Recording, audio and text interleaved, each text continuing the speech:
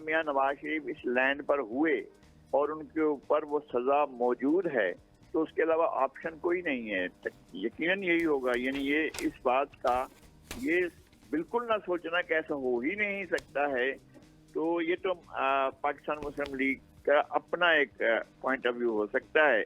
मैं ये नहीं बहस कर रहा हूँ कि जी सजा गलत है या ठीक है, और अगर मैं कोई जज भी नहीं हूँ, लेकिन हमें बादियों नजर में ये साफ नजर आ रहा है कि ये सजा ज्यादती थी। और सजा जो है देने वाले जज ने भी कहा था कि जनाब मैंने दबाव पर ये कोई दिया।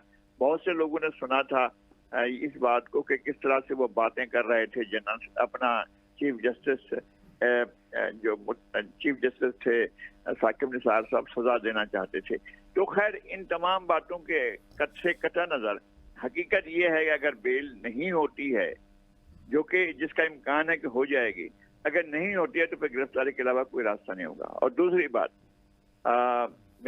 मुझे ये बात समझ नहीं आई है कि वज़ीर आज़म कैसे कह सकते हैं कि एक पार्टी जो भी सूरत हाल है मुल्क के अंदर है उस पर पाबंदी नहीं लगी है, वो रजिस्टर्ड पार्टी है, आपने सुप्रीम कोर्ट में बैन के लिए मूव नहीं किया, आपने कोई एविडेंसेस सारे पेश नहीं किए हैं, और आप कह रहे हैं कि वो पार्टी अगर बैलेट पेपर पर ना हुई वो कैसे, इसका क्या मतलब है, वो क्या कहना चाहते हैं?